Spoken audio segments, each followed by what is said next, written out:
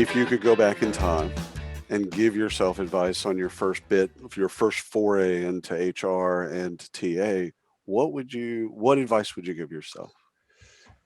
So this is advice that I got. I'll give you two answers to that one. This is advice I got, and this was at Citibank when I was young. I was just going, like I was just a bulldog, just going. And I knew that I could get it done.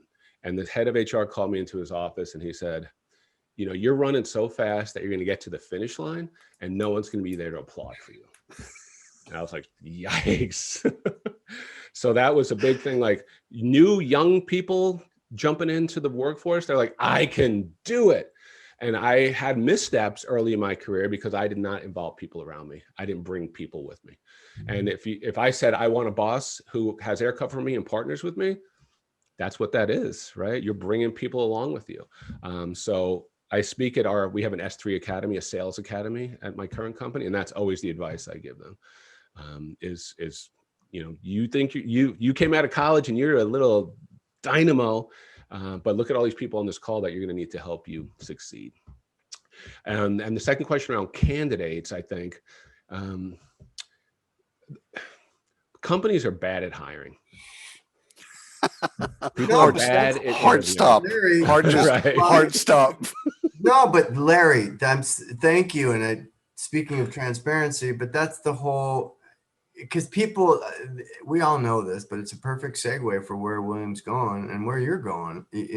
Candidates send they do send in to, I'll apply to everyone. Maybe one will, they don't know, and they don't know that they don't know. So to hear you say, hey, we don't know what we're doing, they have a part in this too. So that's absolutely very powerful. So, I have a friend who's 10 years older than me, who's probably interviewing for his last job. And all he does is complain to me about how TA groups are treating him.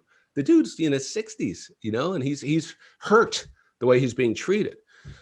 So if you're 20, imagine how you feel. So so my first piece of advice to candidates is interviewing is a soul-sucking experience, and you have to say, it ain't me, it's them. It ain't me, it's them. So that's part of it. Sometimes it may be you. So on the other, that's one piece of advice. Gird your loins and put the metal on and just be ready, because it's painful most of the time. On the other side, check how you're interviewing. I would have friends ask me questions and check how you're interviewing.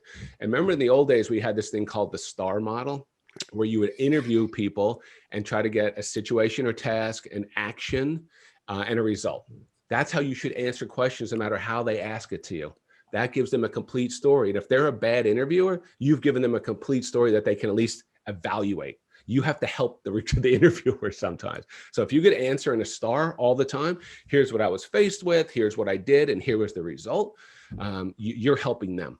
So that's be tough, but get better at your interviewing.